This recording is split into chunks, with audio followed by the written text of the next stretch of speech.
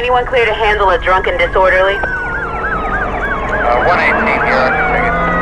Male in his 40s, acting belligerent, in a convenience store, and he refuses to leave. Oh, fuck, come on, dude, you got him! You got him! Dude, go! You got him, dude, push! You think these street racers have scanners on board? I am the police, and I'm here to arrest you. You've broken the law. I did not write the law. I may even disagree with the law, but I will enforce it. No matter how you plead, cajole, beg, or attempt to stir my sympathies, nothing you do will stop me from placing you in a steel cage with grey bars. Get him! Come on! If you run away, I will chase you. If you fight me, I will fight back.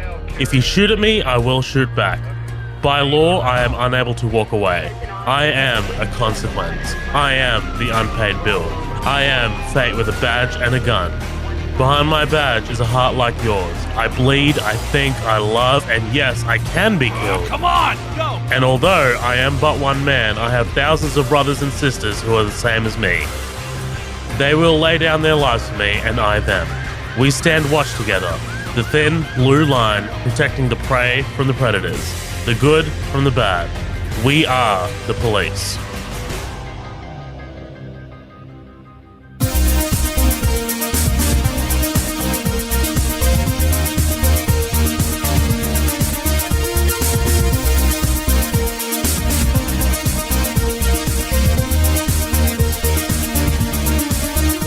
Longtime LAPD partners and friends Brian Taylor and Mike Zavala patrol one of the most dangerous neighborhoods in Los Angeles. Though they may bend the rules, their honor and dedication to the job are unquestioned. Taylor and Zavala always have each other's back, even if Taylor's surreptitious filming of their daily activities for a college course is a bit ill-advised. All hell breaks loose for the officers when they run afoul of a vicious Mexican cartel. Welcome to another feature presentation of Midnight Double Feature, and on this episode we'll be covering 2012's End of Watch, written and directed by David Ayer.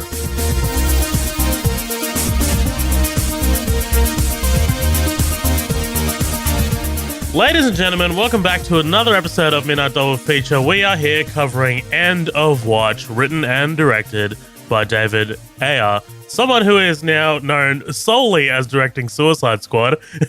Yeah, for real. But that is not the case, because he did some good shit before that movie. Colin, how you doing? That's my other co-host, Colin, because he's fucking chiming in here before I introduce him. Yeah. I'm doing good, man. I'm ready to get into this knee slapper, the best comedy duo since Abbott and Costello. Ooh, yeah, this is a lighthearted, fun romp through the back streets of LA. God damn. Through the lens of a crack whore, this life feels like. It's like, oh my god. I know. I chose this movie, and you were like, "Oh, dude, that is such a fun watch. How good!" Like, fucking Christ, dude. Oh shit. All right, man, before we get into the good shit, let me just plug our socials here real quick. Guys, thank you for joining us here at Midnight Double Feature. This is a feature presentation episode. We're going to go through End of Watch sequentially. We're going to be spoiling it. We're going to be swearing. This is a hard E for explicit. Please join us on our Facebook group, which is called The After Party. That's 3 words, The After Party. That's where our people come together to share memes, news, and teasers of what's to come here at Midnight Double Feature. And there are going to be a lot of teasers in the next couple of weeks. Don't you worry about that, because we got some shit to tell you. Hell yeah. And we're also on Instagram, which is at Midnight Double Feature, and Twitter, which is at MDF Pod. Don't worry if you're not a part of the after party, because, you know, all of our announcements will be pushed to those social media platforms as well. If you have any questions or complaints or whatever, you just want to write to us, feel free to email us at any time, which is midnightdoublefeature@gmail.com. And please rate and review us on iTunes. I cannot stress that enough. That would be so helpful to our cause, to our show, if you guys could rate and review us on iTunes. All right, End of Watch. End of Watch, baby. 2012. I'm working at the movies at this time. I am I'm 2 years into my 5-year, I guess, tenure. And I have some fun memories about this movie. Colin, you hit me first. Tell me what your thoughts are about this movie. It's actually funny that we're covering, and look, when I picked this movie, I had I didn't even think about the political debate that's happening right now in terms of police officers and the way they're being perceived in culture and all of that. So I'm watching this movie and I'm just like, oh no. Oh, Right. no, like, is this gonna like look like we're taking a stance or some shit? Like, Right. I'm hoping it doesn't come off that way. I am wanting to separate this from the political stuff as much as we possibly can and look at it as a film. Right. But I mean, that stuff's going to be like, we're not going to be able to separate ourselves from that. It's probably going to be like in the back of our heads. It's going to be like, it's like trying to get paint out of like carpet. It's like, it's there, man. It's there. Right. It's like, you can't ignore it. No, I think it's interesting to kind of see, because I think much like this podcast, much like this movie, this thing doesn't really take like a hard line in the sand and say these are good cops or these are bad cops. Like I think maybe more, they definitely paint them at a better picture because they're winning awards and they're doing cool shit, but they're not extremely likable, and like, that's the thing. It's like, Michael Peña more than Jake Gyllenhaal, but Michael Peña, even then they're both like, they're crude, they're crass, they're loud. And it's like, man, those are not the kind of people I would want to hang out with. It's like, hey, cool. Awesome. You do you and you have fun. If you love being a cop, awesome. If you're a good cop, even better. Hey, that is awesome. But at the same time, it's like, everything in 2012 was crazy and 2020 is somehow crazier than 2012. So it's kind of nuts to, like, in a year when the world was supposed to end 8 years later, you're like, yeah, you don't know shit. You don't know shit. It gets so much worse. It's like a 22-year-old talking to someone who's 30. Like, you have no clue. I am from the future. But no, I mean, really, I did think beyond kind of, bringing the house down and talking about it in like a serious sense, which I think is impossible not to happen. But in terms of just like a movie, and we can get into that, but in terms of just like a movie, it's okay. I don't love this movie. I honestly, I would give this interesting. I would give this like a B-, honestly.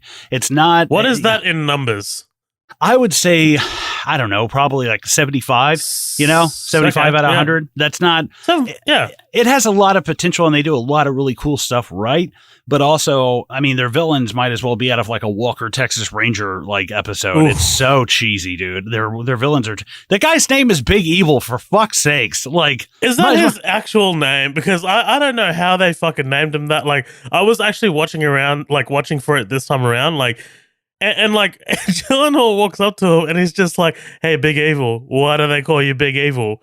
Right. Because I'm evil, let's say. That's what I'm like, oh my God, dude. The villains are just so fucking two-dimensional. What really kills me is the cover of the poster is them, and Michael Peña's got that gold AK, and I'm like, he's about to use it. And I'm like, oh, that is fucking false advertising, dude. But Jake Gyllenhaal was pretty good. Anna Kendrick, I like her decently. Loved David Harbour, totally surprised. Whoa, what fucking the fuck? Knew it. I fucking knew it. I knew that'd be some David Harbour dripping sauce like on Colin's bare chest in this movie, in this political podcast. I'm trying to remember what is Mike Zavala's wife's name. I can't remember who she is. The actress's name is Natalie Martinez. I've only seen her in one other thing, and that's a movie called Gabby, yeah. That's a movie called Death Race with Jason Statham. She was in that movie. Natalie Martinez is honestly one of my favorite parts of this. She's extremely natural, but she's in it so little. But I was like, man, I just really kind of wanted obviously, Michael Peña and Jake Gyllenhaal, they do a fantastic job. I don't have a problem with any of their acting, really. But I just wanted to, outside the obvious, like, man, she really kills it. Anna Kendrick, I don't mind her. Anna Kendrick, too. For you... Okay, for you, it's Natalie Martinez. For me, the MVP is kind of Anna Kendrick. I don't know. She comes off as so genuine, like so like doe-eyed, kind of like, what the fuck have I gotten myself into, marrying a cop kind of thing, Right. It's like if she were if you were trying to compare her to a musician, she would be like the Taylor Swift of she's a very dorky kind of like innocent white girl like kind of thing, right? And that's kind of what I get from it. But and they're whatever, they're both talented artists or whatever. But the whole thing with this movie is I think that the found footage thing is cool, but at the same time, ditch the whole like college element bullshit thing and just say, dude, this is an episode of Cops. There you go. cool. And it's like, I get it, like filming them in the locker room and stuff like that. But it literally, like when the heat kind of gets going, there's like, who's carrying a camera in here? Like they just like, where are the fucking rails? Like they just totally throw that shit to the side. And but that's the thing, is you kind of forget and you don't really pay attention to that. So it's somewhat effective, as in like right now, we don't really give a fuck who holds the camera because we're laying on the floor getting AKs like thrown at us and shit. And I get that. But at the same time, at some point I did stop and I was like, wait, who's holding the fucking camera? And I'm like, this is bullshit. But I mean, but the action is good. It's not huge action. And when it does happen, though, it's very well done. Nothing is like overdone. Stuff is actually more shocking in this. It's like more quality than like quantity. It's not like a chain of cars blowing up. It's like, it's more horrific, like shocking stuff. And it's like that to me was like, fuck, this is like a hard or dark version of this. I think fuck is used like 327 times or something like that. Like that's like, Jesus, that's insane. But that's also what's really cool is I was listening and all of them are from Mr. Big Evil, because that guy says fuck. Like, I don't want to fucking do this, man. You did this fucking right. You fucking all right, man. You fucking family. You fucking fucking go. Just to go through the drive-thru. I want to fucking make chicken and a goddamn McFlurry. Like, don't take it fucking fries. $12.75. But the oh god, the thing that was cool was reading about is David Ayer, instead of, because at this point David Ayer was like, didn't he write the first Fast and the Furious? But he hadn't done Suicide Squad yet. But he went on and did Fury and something else. Like, but he wasn't like a nobody at this point. This wasn't like David Ayer's first movie, and then it just goes crazy. But what was interesting is he took this outside the studio system and went to like independent filmmaking just so he could have more like wiggle room. And a lot of this shit is just shot on like basic ass cameras. And it's like, that's really fucking cool though. I like that like guerrilla kind of like filmmaking. I think it reminds me of like James Cameron just having Arnold Schwarzenegger break into a car in broad daylight because they were out of money and permit. And they're like, dude, I can't, you just have to do it for real. It's like, that's cool. I really dig that. There's a movie that it reminds me of, and we actually covered it, that you haven't mentioned yet, that this reminds me of, District 9, because District 9 uses a lot of the news reports, handheld stuff, but at the same time, it also cuts back to like actual, like there's no explanation for the shots that we're seeing, like it's actual like filmmaking level quality stuff, like it's aerial shots and stuff like that. So it's like a combination of that. District 9 doesn't go to the lengths of like, Wickus is doing a college degree, so here we go. Right. Like, but yeah, I get what you're saying. Like that stuff was a little like, at first it was a little jarring, and now like for my like seventh rewatch, I'm just like, okay, cool. Like, I really wish this was like in 1995 and it ended with them watching Val Kilmer come walking out of a bank and they're both there at the heat, like the heat shootout. That would be fucking awesome. Make that crossover happen. But no, all in all, I mean, I enjoyed it, though. I'm not mad that I rented it. I probably won't own it, and I probably won't watch it again for a long time. I'd seen it before. I mean, God, probably when it first came out, and I never watched it after that. I was like, Jesus Christ, man. Like, I can handle some heavy shit, but this is just, like, sad. I was like, this is so fucking sad. But I think, I think that as where it stands today with everything that's going on, I think that what's interesting about this movie is it doesn't really take a stand to be like, oh, these guys are absolute heroes. Like, yes, they do extremely heroic stuff and they are really, really dedicated to their job. Like, they still, fuck with people with no warrant and just go digging and finding shit and fuck up like federal investigations and stuff. And it's like, dude, what the fuck? Like, that's not cool. Like, if I saw that in the newspaper or I watched it on the news, I'm like, dude, that's fucking bullshit. So it's kind of like I had to take myself outside of me knowing these guys as characters and I had to be like, if these guys were real cops and I saw this on the news, how would I feel about that? And I think that that's something that's important in this movie to think about. And if you automatically just like them, I mean, I guess that's a fine interpretation because we're supposed to like them to some extent, but you also shouldn't like, you appreciate these guys. I wouldn't want to hang out with these guys. You know what I mean? I guess that's kind of it for my final thoughts. Like, they're interesting characters, but I think that this movie, even in 2012, was kind of aware of like the reputation that was happening with like police departments and certain police officers, and it's like I think that was kind of unavoidable. That there is maybe in a lot of it, that kind of like that very bro mentality that these guys have. Not saying that's every cop, not saying that's every fucking police department. Save your fucking thumbs from texting me. But But, I think there is kind of like that, bro. The bro was probably said 900 times in this fucking movie, dude. I can't stand it. But I mean, that's kind of my thoughts. I didn't want to get too much out on the way shit. I do this podcast to get away from that shit. You can't ignore it, and I'm not trying to ignore it, but for just this little time, I need my sanity and a big swig of this Folgers coffee. Oh God, yep, yeah, we're gonna have to pay Folgers for that advertisement. But anyway, man, yeah, that's cool and all. Whatever, I don't give a shit about your thoughts. But anyway, so like, I dig this movie, but at the same time, I think I would also give it a 7.5, like same exact score you would. Yeah, like I acknowledge that it's got issues and stuff, but I don't know, man. I find this movie kind of like addicting to watch, only because like I like watching movies, like militaristic movies, Sicario is one of my favorite movies because, it's got CIA, it's got FBI, and I love the way that you kind of like see their intricacies and like how they operate, just the little things that they do, like even like just the menial shit, whereas here, End of Watch, you kind of see like the menial shit that you don't see a lot in other cop movies. You kind of like get down to the whole, like, this is the fucking paperwork that we're doing. Made me think of Hot Fuzz. That's the first thing I thought of. Right. Like, I am a boring person, dude. I like the boring shit in movies. But no, and not only that, dude, you talked about how in 2012 that this movie was probably self-aware of what the conversations that people were having about police.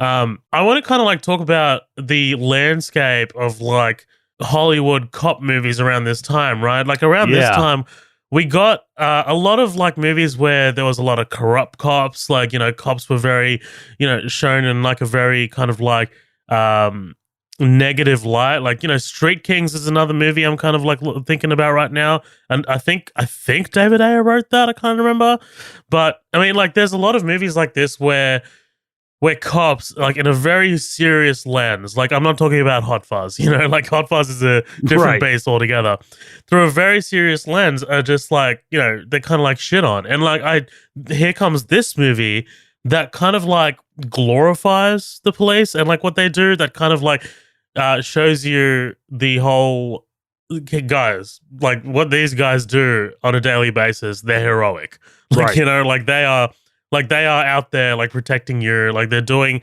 the right thing. They're saving people from fucking house fires. They're saving kids. And sure, two beat cops are not gonna go through the things that Zavala and Taylor go through in this entire movie. There's just no way. But at the same time, I kind of like how David Ayer has this appreciation for the police. It's just kind of I'm gonna show you what it feels like to be a beat cop in downtown LA, and I'm not gonna show you in a super negative, corrupted light. I'm just gonna show you in a day in the life, and I don't know, I just really dig that. Plus, I really like the chemistry between Peña and Gyllenhaal, which, by the way, they were not friends when this movie started. It wasn't until a few weeks in that they actually started becoming a bit more buddy. It was they actually didn't get along. Dude, did you know that Gyllenhaal observed a fucking murder?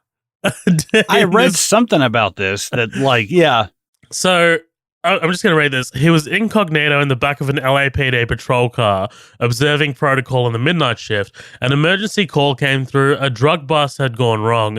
Theirs was the second squad car to arrive. Gyllenhaal opened his door and a man was shot dead in front of him. He had 5 more months of ride-alongs to go. That was his first day of work on this movie. Well, I mean, don't be a bitch about it, Well, I mean, and that's another reason I chose this movie, dude. I am fascinated with Gyllenhaal, and I'm fascinated with his movie choices. Yeah, him and Ryan Gosling especially. Gosling, I want to get into down the track, because these two are actors that take projects that are really interesting, and the characters he plays are really interesting. I think Taylor's kind of on the bottom end of the spectrum if we were to stack up all of his characters.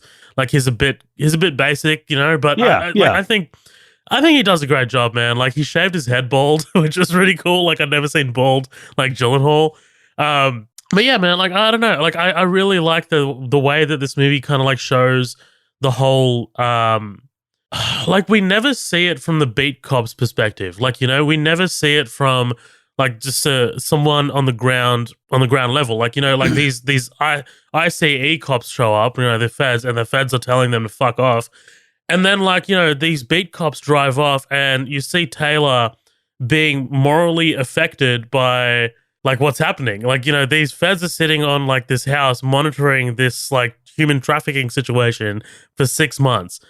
And there's children in there, and they know it. And that fucks with Taylor, like that fucks with him morally. It's like, how can they not go in there? Like, how can they not save those kids? So like, I don't know, man, like that kind of like element of it, like really, really sticks out to me. And that's what like the entire movie of Sicario is. Like, like Sicario is all about like the moral quandaries. Like it's all about like, we need to be able to stick this out for 6 months to be able to take down the bigger element. And for beat cops, like, no, like the danger is immediate. Like, the danger is right here, right now. We need to save these people. And like, whereas the feds are actually trying to build a case. But initially, dude, when I watched this movie, I wasn't really that big of a fan. I just thought it was another cop movie. But it wasn't until like on like subsequent rewatches that I was like, this is actually pretty good. Like, it's a good time. Like other than like the sense of dread over this movie because, like it's pretty fucking dark. I really like the chemistry between all of the police, even the others like the trainee, and then like you got Van Houser, Boot, yeah.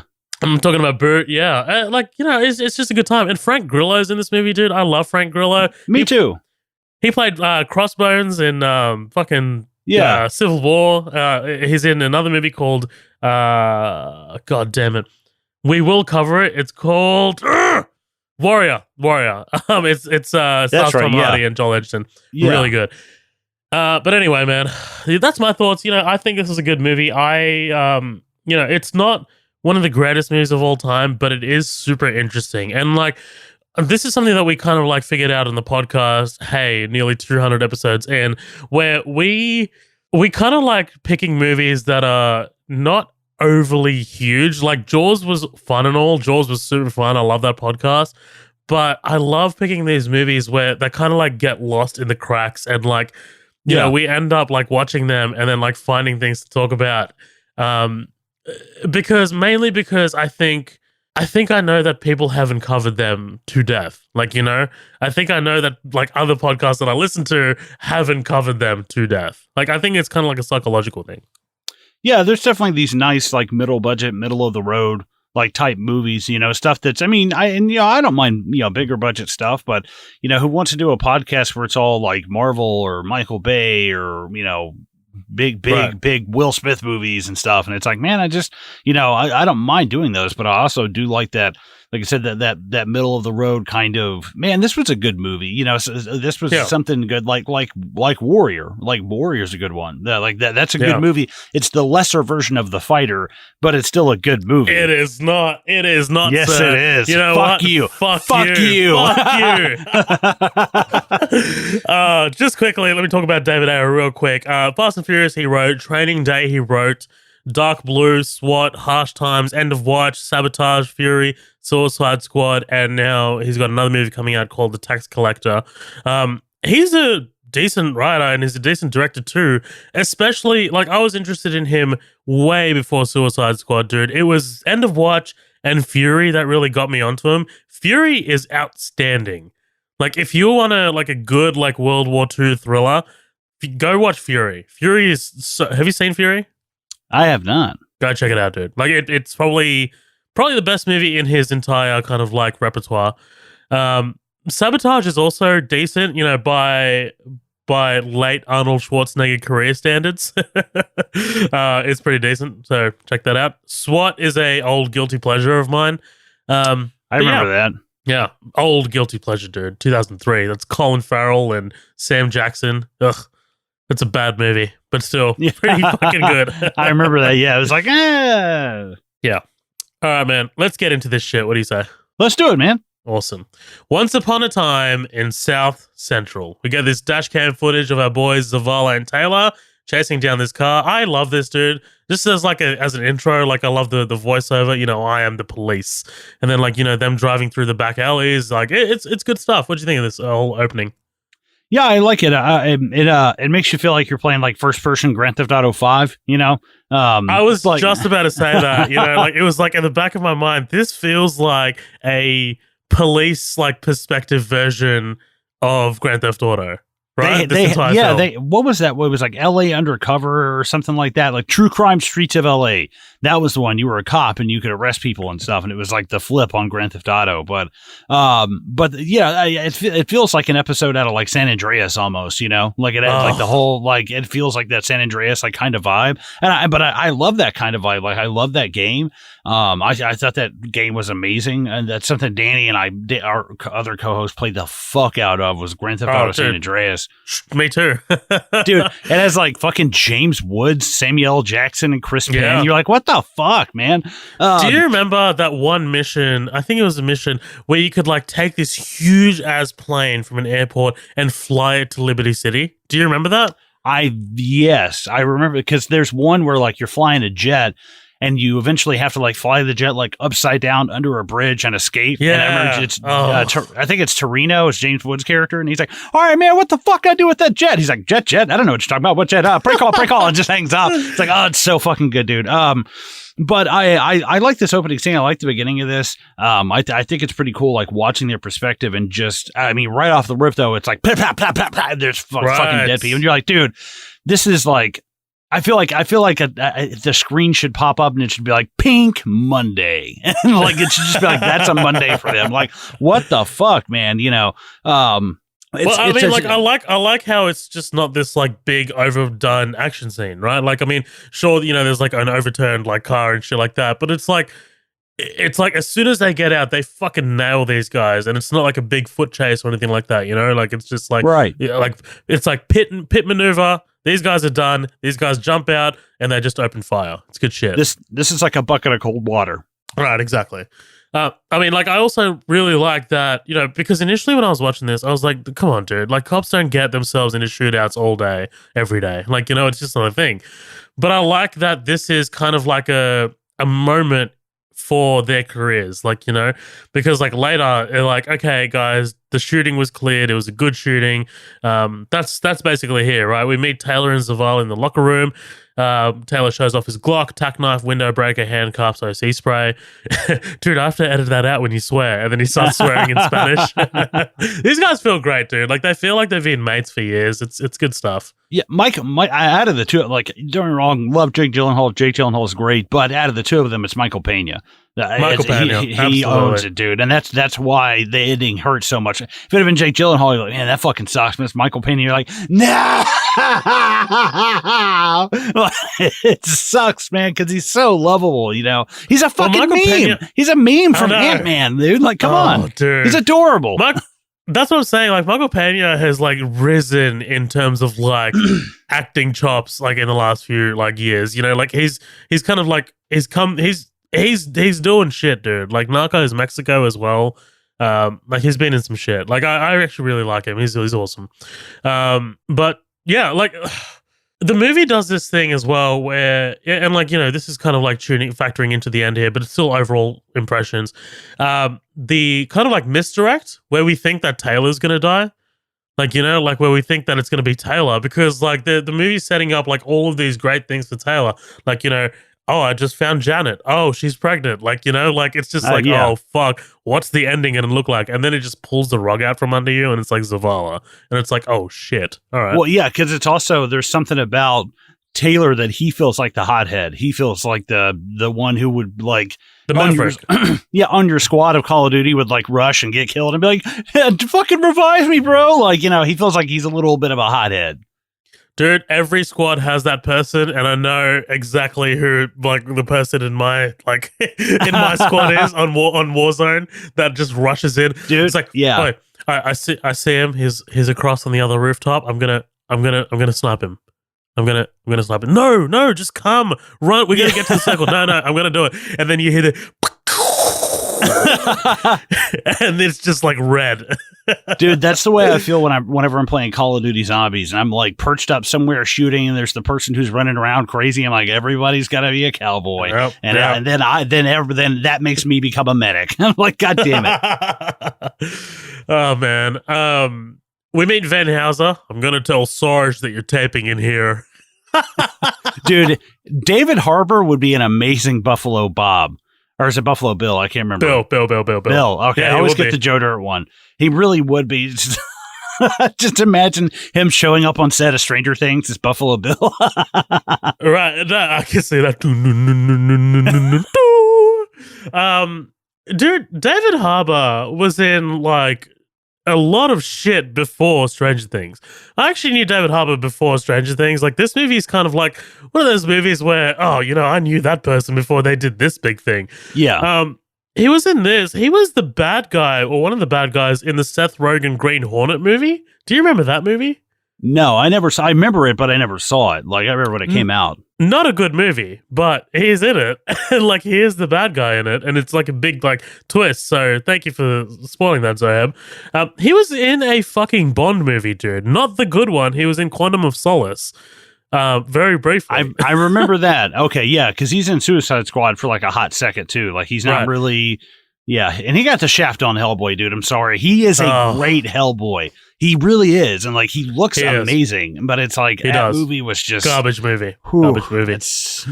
And like, he's got a face that you will never forget, dude. He's kind of like, it's like someone took a block of like square cubed wood and just like started chiseling it out. Like, you know, he's just got like a very like blocky chiseled look about him. He looks like he's about 2 inches from being cross-eyed. You know, his eyes are like real close together. He's got that tight top head kind of look, and I was like, I'm watching you, David Harbour. Right. Dude, I'm surprised that they're so amazed by the lapel cameras. Like, don't they have body cams? Yeah. They're like, oh my god, dude. Right. It's like, dude, it's 2012. Like, there's drones and shit, dude. Like, right. They get assigned to X13, even though their usual turf is X9. Officers Brian, Taylor... Oh, but hold on. Fuck me. So I actually looked that up. The first 13 in that number is their division number, which is the Newton Division, located at 3400 South Central Avenue. The X is the patrol type, and that refers to the extra patrol. And the second 13 is the section of the division. Because I was like, why does this matter? But, like, it makes sense. Yeah, it makes sense. And, like, dude... For these, like, I'm wondering why, like, practically their sergeant, Frank Grillo, reassigns them. Because, like, wouldn't you want the experienced cops to continually walk the beat that they're experienced upon? Like, you know?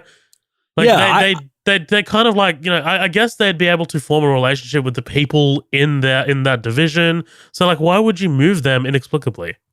Right. I it's interesting you bring that up. The only thing I can think is if it's one of those things where like these guys are getting kind of like cocky. Like, I don't know if is this the first thing that's really happened, this shooting with the 2 guys in the car, or is this like, you know, a slow buildup of stuff that's like, this is like the 3rd or 4th thing that's happened. These guys are the hot, you know, because a couple people even say that from the department. They're like, dude, don't think you're the big dicks now, blah, blah, blah.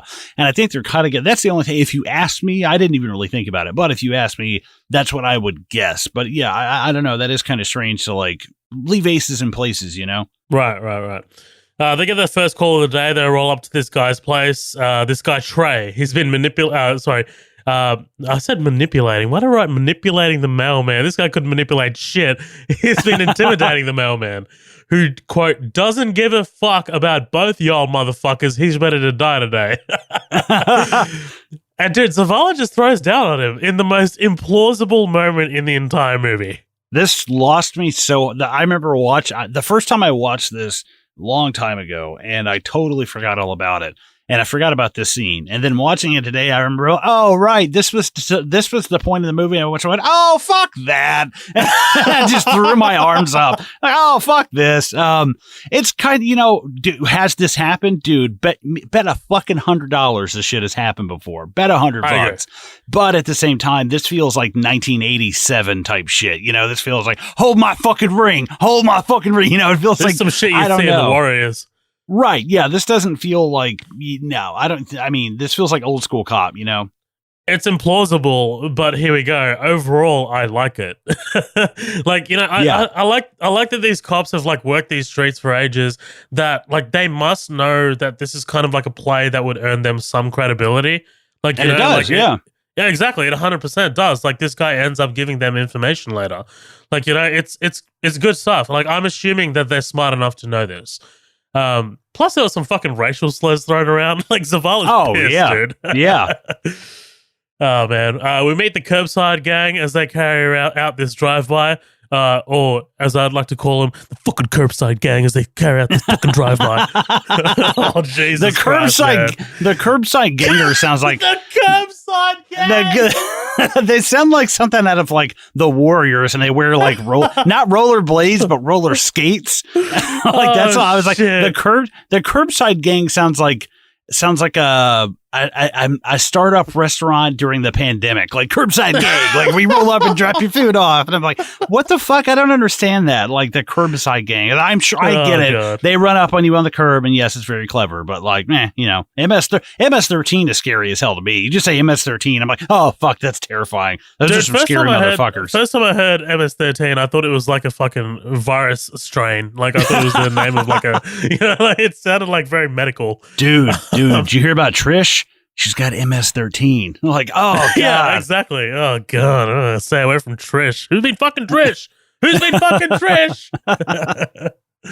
But this drive-by is really well done, I think. You know, like, it's very intense. Like, it feels... like, dude, they fucking fire the entire goddamn, like... I don't know, like, whatever the US military has in terms of, like, ammunition, they fire all of that ammunition.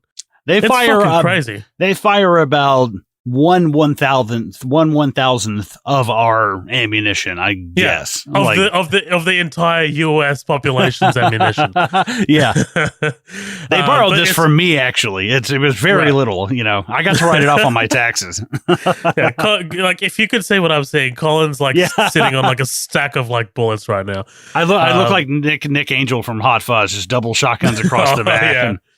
Sergeant Nicholas Angel. Zavala morning. Zavala and Taylor show up the next morning to the torch van using the drive-by. 45 9mm shell casing, says Taylor. Did you fuck up my vehicles? The big dogs are here. Dude, people don't talk like this. This is the detectives. Like, actually, like they're like, the big dogs are here. Fuck off. Right. Like, I'd love if he just came up and sniffed him. He's like, you smell like bitch. Like, I just picture this guy. Yeah, I don't know. It's goofy. It's over the top, you know, but I guess they need to show some kind of, like, even though these beat cops are supposed to be like, oh my God, these are guys are so, look at all this cool shit. And it's like, dude, these guys are fucking grunts. They are nothing compared to, like, the federal and then the investigators they come across. And, like, I do have to do one thing really quick because we're talking about Mexican cartels. Have you ever heard of El Sombra Negra? Have you ever heard of this before? It sounds familiar, actually. All right, the Spanish for Black Shadow, also known as the El Clan de Planta, the Plant Clan, are as of 2014 death squad groups based in El Salvador, allegedly composed mostly of police and military personnel that target criminal and gang members for vigilante justice. Dude, it's a real thing. And I was like, oh my God. And like that's, I haven't read a whole lot about it, but like they're real big against like MS-13 and stuff. And I was like, oh shit. It just made me think about that. That's wild, dude. Like, this whole kind of like the cartel operations and stuff just fascinates me so much. Going off on a little bit of a tangent, like, you know, I'm hoping that this isn't going to be too long. Look up the murder of Mark Kilroy. This was a case file episode, and it was like insane, dude. Like, okay, so let me just go through this very briefly. Mark Kilroy was a Texas University student who was kidnapped in Matamoros in Mexico while vacationing. He was taken by his abductors to a ranch where he was tortured and sodomized for hours before being murdered in a human sacrifice ritual. Kilroy was killed with a machete blow, and then he had his brain removed and boiled in a pot. His killers then inserted a wire through his spinal column, amputated his legs at the knees, and buried him at the ranch along with 14 other people who had been killed there before him. Jesus. The leader of this cult, Adolfo Costanzo, not George Costanza, told his... okay, I just wanted to make that clear. Can you imagine George carrying this out? George has like the rights written on his hand. He's like, and God. It's all sweaty. Yeah. So Costanzo told his followers that human sacrifices granted them immunity from law enforcement for their drug smuggling operations. The killing drew dude, insane. So after the bodies were discovered on 11th April 1989, Costanzo fled to Mexico City but was eventually tracked down. As the police surrounded his apartment complex, Costanzo died after ordering one of the cult members to kill him with a machine gun. Sarah Aldrete, another high-ranking member of the cult, was arrested at the scene along with several others. In 1993, the cult members were found guilty of a number of charges, including capital murder and drug trafficking. Several of them, however, claimed they were not guilty of Kilroy's murder and told the press they were tortured to convince. Only 2 suspects remain at large. Dude, fucking wild, dude. To get out of drug trafficking, you murder. Yeah, it's yeah. I got a speeding ticket, so I'm gonna kill this cop. Like that's so what the fuck. But that's so cult-like, right? Like cultists would like believe anything their leader says. Right? Yeah. That's insane, dude. That I could not help it. I laughed out loud at that. It's like that'd be like. I don't know. Like you punched a hole in your wall, so you burned down your house. It's like, dude, come on. Like, right. Wild. Where are we at? Okay, so they head out. They talk about... Oh, actually, wait. Before they head out, Van Houser, dude, shows up to fucking relieve them, right? He's teaching this trainee, Boot. His teaching style is... It's a little different. Yeah. Make this sure guy's to dark. watch the street so no assholes come up here and kill us. Dude, I love, like, I worked with a guy like this at the restaurant I worked at, and it was like, why don't you just quit? You're miserable. Like, just quit already, dude. And it's like, and he's worked there for like 11 years. Like, fucking quit, man. Me. Like, get out of there. He talks about the LAPD fucking them up the ass with its huge dick. And he says, "What's your 6?" Zavala, I'm ready. This may say Purell, but it's really KY. They head out, talk about Taylor's dating life, the Mexican girl impressions, and then the white girl impressions are great. Man. Do you like this flavored coffee? Peña's is so good, man. And then they get the missing juvenile call. Man, this shit is crazy. What the fuck is going on? What is going on? I feel like I missed something. But honestly, I'm like, I don't understand what the hell is going on here. Right, but that's something that I like about this because we don't get the full picture, much like Taylor and Zavala would not get the full picture. Like, you know, they rock up to the crime scene as it's happening, as it's playing out, but they don't get told why the father's doing this, like, you know, why the father did this, why the father did that. I kind of like that we don't get the full picture, and like that gives us a bit more, that adds to the confusion, you know, that adds to the paranoia. Like the mothers, they rock up, the mother's in hysterics, the 2 children are missing. Dude, the dad's just asleep on the couch when they turn up. Like, you know? Yeah. He's just saying they're all good and the kids are at the grandmother's. Taylor goes to check out the place, and God, I love him discovering the kids, but we as the audience don't discover them as he discovers them. He just goes back to the father, fucking choke slams the dude.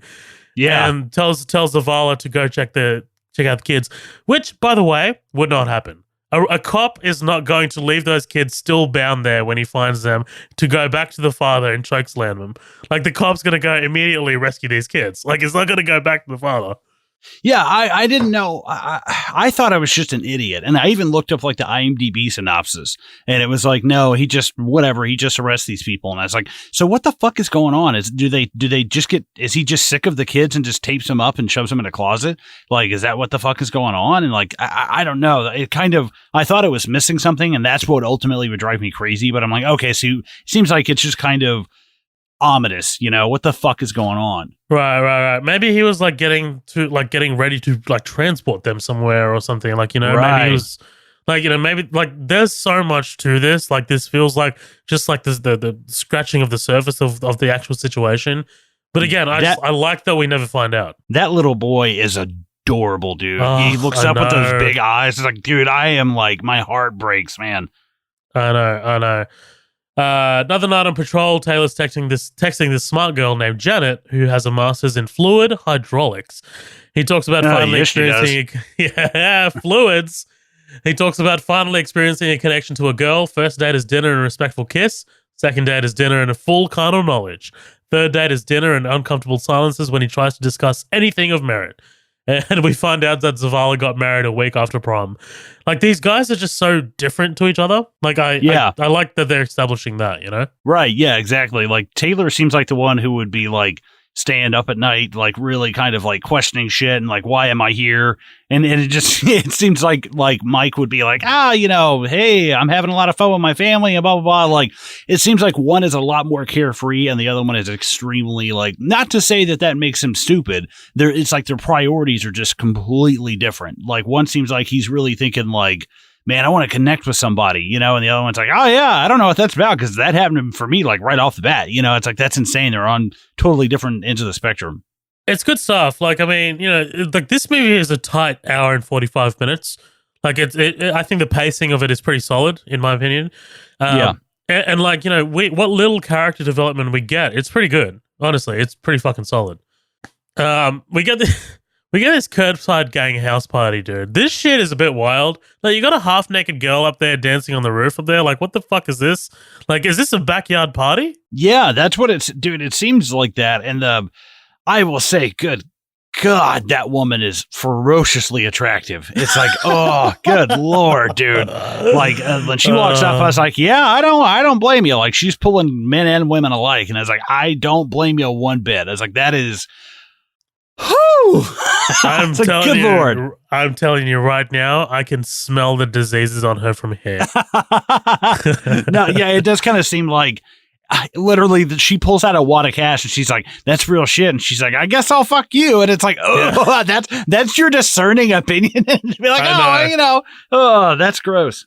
You ever fuck on heroin? I could just fuck forever. Dude, these people are the worst. They're the worst. These people are the fucking worst. He's right, though, you know. God damn it. God damn I'm it. just kidding. Midnight Double Feature does not admit any liability of its co-host. Zavala and Taylor rock up along with some other units as they get called as part of a noise complaint. Dude, this kid with the cardboard box just gathering everyone's pieces. Dude, love it. Fucking love it, dude. like the curbside gang have fucking contingencies, right? Like, they're just like... It's like Henry Hill running around. yeah. This kid's like got his own little like backstory. As far as I could remember, I always wanted to be a gangster. Yeah. Okay. Orozco and this curbside chick trade words. Why do they call you Mr. Big Evil? Because my evil's big. And I'm just like, man, Ayer has a way with words, doesn't he? Yeah, like that's terrible. Right. But this is like kind of like the first brush with the curbside gang, like, you know, which ends up sparking something a lot bigger. We meet Janet. We meet Janet at the quinceañera, played by Anna Kendrick. Anna Kendrick, dude, she's cute, like adorable, but she's not like overtly like, you know, hot like someone like Charlize Theron or someone. Like, yeah. I don't know if I've ever fallen on she's like super hot or she's like not hot at all. Like, I don't know. I mean, she's definitely my brother and I always talked about, you know, it's like, because we have just totally opposite taste in women. And he was like, he's like, you don't think this woman's hot? I'd be like, he's like, let me put it to you this way. If you got put on a blind date with her and she showed up first and you walked in and she were there, would you run out? And I was like, oh, I guess not. You know, like I see your point. Anna Kendrick is very like girl next door kind of. I mean, don't get me wrong, she's fucking smoking hot, like by just standard people, you know, just, I mean, compared to your average person. But, and I guess the Hollywood thing, like she would be the Mary Jane versus like Megan Fox would be like the Gwen Stacy, you know, like that kind of thing. It's a good way to put it. I kind of like feel like we're in the episode of The Office where they pin up a photo of Hilroy Swank and they're like, hot or not. And dude, fucking Oscar like whips out like a fucking PowerPoint presentation. Yeah, he's like, based on the angle or two of her face, symmetrical. Like, yeah. It's about how hot she is, not if I do her. He's like, goddamn Kevin. We found out that Zavala's wife is expecting to talk about cousins, huge Mexican family, etc. Talk about their family. They feel natural, dude. I kind of like this whole kind of like conversation between the four of them. And that night, Taylor and Janet get after it. They get going. I like this song. It's sad, but it's a good song. I've heard it on a playlist like at work all the time, but it's a good song, and I love the vibe at the Quinceañera. I'm like, dude, I'm probably butchering that, but I love the you gotta vibe roll at your those eyes. kind of Quinceañera. Sorry, my bad. Yeah, there's something about just the energy that I'm like, I like that, man. You know, if my family had a party, nobody would ever get up and dance or do anything, you know, and it'd be all slow. It'd be slow dancing like 2 feet apart, you know, like cardboard boxes with arms. Who is the woman? I'm sorry, in the curbside stomper boys, whatever they're called. The driver, like the one who was driving them all the time. Yeah, the woman with the hat, the one who's making out with the girl. I don't know if they ever actually say her name. I don't know. She is horrible.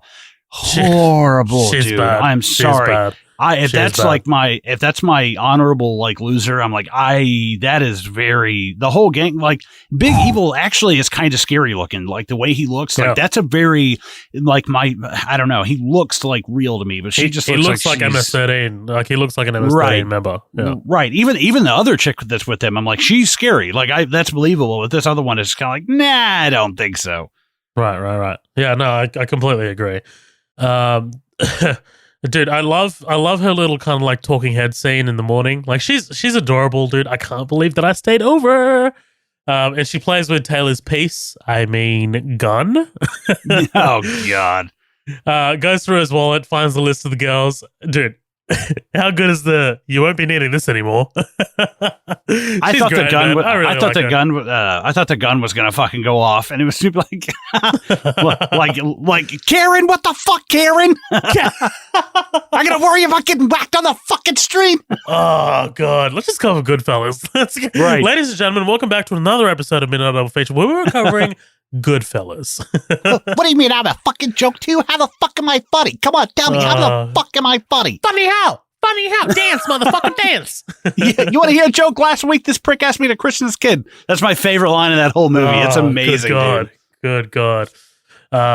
This bitch buys a fucking mink coat, and he's like, "Get the fuck out!" I told you. Yeah, just rips it off her. Oh man. Where are we? We are lost in the woods. Yeah. Okay, so they're on patrol again. They're looking for all the food groups, right? Dope, money, and guns. Sarge tells Taylor about Van Huyser filing a complaint about the video recording, and he says, I was documenting a crime scene, says Taylor. Because, of course, Van Huyser filed a complaint, because that's just the bitch that he is. Right, he definitely... He's a stickler. Right. I could see it. I mean, I wouldn't feel it were appropriate to be videotaped in the locker room at my work, but I'd be like, dude, get that shit out of here. Like, save it for the street. I don't care. But like, dude, I don't got anything to hide. What the fuck are you talking about? Dude, I'm just not comfortable with that. Please don't do that. See, but you have a huge penis, though. That's the thing. I do. I got nothing. Chalk it up to that skin color, motherfucker. That's racist. Yeah, well, it's racist in a good way. It's positive racism. Oh boy, we're gonna get pulled off iTunes. Zoheb's like, I got to go into that stick on that one. Yep, literally. They perform a traffic stop on this guy who met with Big Evil's mother. Dude, I love them looking for probable cause, right? Oh, he's got that stupid CD hanging from his rearview mirror, obstructing his visions. That's why we're going to stop him. And this guy just straight up tries to murder Zavala here. Like, Zavala's just like, hey, we're going to talk to you about your CD in the rearview mirror.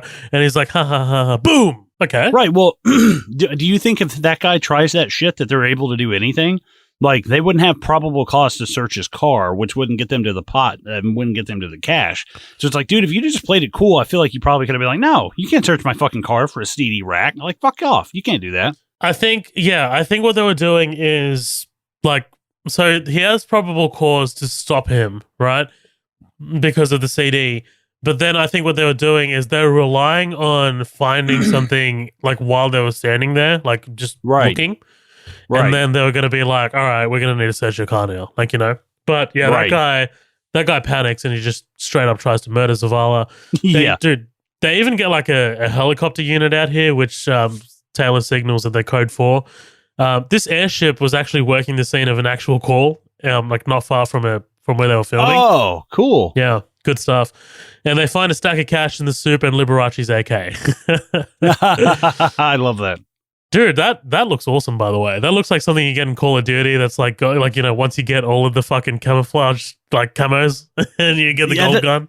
Did you ever play Army of Two back in the day? Oh, you remember that game? Yes. Dude. You used to be able to bling out your guns, right? That was fucking awesome. That feels like some Army of Two shit. Hell yeah, dude. Oh, I never played the sequel. What was it, the 40th day or something? I played something the first like one. that. You know what? I don't think it's actually a coincidence that I'm thinking video game, because how much does this movie really feel like a video game at some points? Like, it's not, I get it, it's found footage, but there's so many like actual first person shots in it. But I think that's great. I actually like it. And the first person shots are the ones that I'm like, ooh, that shit is intense, man. Like, that's when I'm really invested in it. Not when it's like shaky camera and we're trying to catch everybody. You know, I like the first person view a lot. Right. No, absolutely, dude. Like, we'll get into it later where they do this thing that I love in films, dude. They do it in Breaking Bad a lot, where they put the camera on the edge of like a device or an item. So like the camera's like on the edge of the pistol, and you see like as he's moving the pistol, like like the camera's moving along with it too. I just want to correct myself. So it's Army of Two, the 40th Day, which is the sequel, and then Army of Two, the Devil's Cartel. I didn't know it had two in the sequel. Okay. There you go. That first one was great. Hell yeah, really dude. Good. I was always really the big dude. Me too. Yeah. Rios. So how do I? Yeah. Yeah. It's like Tyson and Rios. Tyson and Rios. Oh god, I just want to play this right now. What are you doing after this?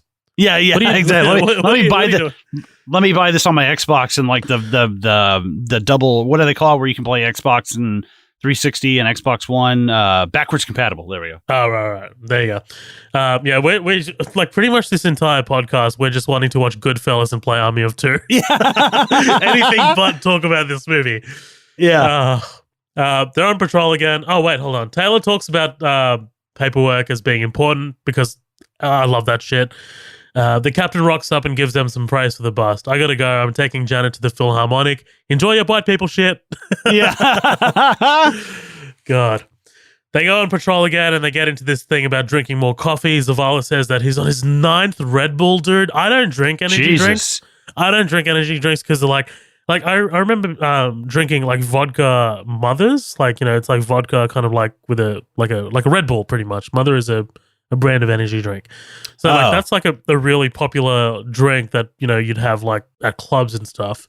And it's literally just like vodka, a shot of vodka, and then just like the rest of it is energy drink. Dude, I remember waking up one morning and my heart was like moving. Like, you know, and I'm just like, I don't like energy drinks. I'm good. I will never drink one again. I have not drunk an energy drink for like 10 years. No, me neither. I drink like coffee. I'll drink coffee. I'll drink a lot of coffee. Don't worry. But no, and there's so much sugar and like taurine and Bacta tanks and all that shit in it. Like, it's just. And by the way, Army of Two, it's Tyson Rios and Elliot Salem. That's who it was. Salem. I couldn't think of Salem. Yeah. Right. I thought Tyson and Rios were their names. I was like, wait a minute, no, that's one guy. Right. Good to see you're staying on point here. Yeah. No, but they come across this house fire, right? They bust in, save the children in a pretty good scene, man. Like, this was great. Like, this sequence, Ayer does a great job of making this seem very real and tactile, especially like when they get out and Taylor's like affected by the smoke, man. He's basically blind, right? Right. Yeah. And the thing of like really and truly when you break it down, like, this is technically outside of like whatever you want to call. I don't want to say jurisdiction, you know, but like they're just not going to sit there and do nothing. And I think that's why we like these guys. Like, yeah, they might go and do some shit without a warrant, and yeah, they might do this, but they also like do the things that we, I guess, approve of at the same time. Even though we disapprove of minor things, we approve of major things more. And I think this is a scene that really helps with that, the balance of the scale. Right. Absolutely. And like, it's something that we would all do, right? But we probably wouldn't have the bravery that these guys do. Like, you know, like a lot of people, like when they see a house on fire, they know there's people inside. They'll just probably be standing there shocked. Like, you know, they'll probably be just like, I can't fucking move. Whereas these guys are just like, I am not even going to hesitate, dude. They just bust right in. Like, you know? Right. Good stuff. Right. But I love how the music kicks up and we hard cut to them being awarded, right? Like everyone's applauding. Even Van Houser, did you catch that? Yeah, I did. Like even he can't deny like their act of bravery. It's good stuff, man. I really like that when movies do that. Like, like it's the it's the Dwight Schrute acknowledging how good of a salesman Jim Halpert is. Like, Right. Yeah. It's good stuff. It's fantastic. It's the ball buster not busting balls for 10 seconds. Right, absolutely. So, fucking Colin, this is about fucking halfway. What do you say we take a fucking break right here? That sounds good, dude. Awesome, guys. We will be right back with more End of Watch. Do not go anywhere.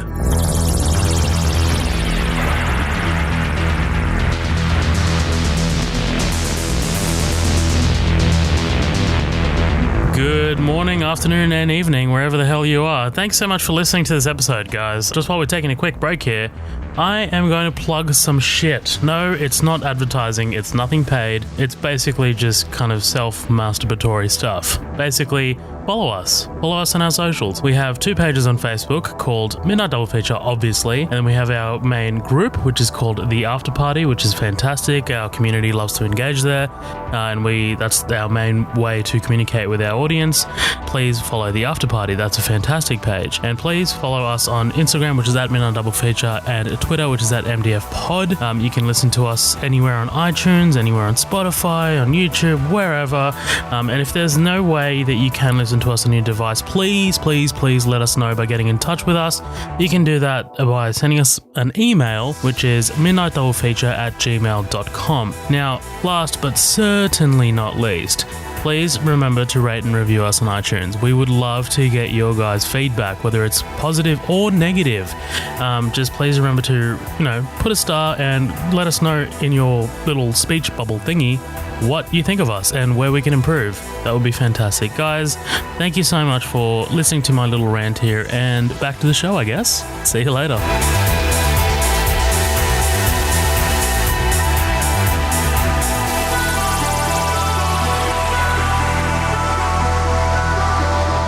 What's up, everybody? Welcome back. We are freshly squeezed. We are ready to dive right back into End of Watch. What's happening, Colin? Are you good? Are you freshly squeezed? Yeah, I'm good. It sounds like you're having your own episode of End of Watch over there. It sounds like there's the sirens and shit. That's some fucking I live next to like a major like highway. So like, you can hear like cops like going down the highway, like barreling down the highway and shit. So fucking like Mad Max, dude. I know. Oh yeah, exactly. It's fucking lawlessness over here.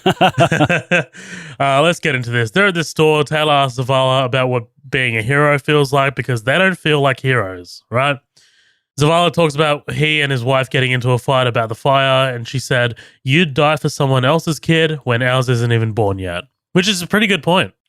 Yeah, I guess I get that, it's one of those things though where it's like, is that because I think that's kind of what we were talking about. Is this going like it's going above and beyond, and it's definitely commendable, but is it almost like your loved ones do I think they kind of have to keep that in check. They'll be like, that is not what you signed up for. It's like, granted, I'd rather be a firefighter than a police officer for sure.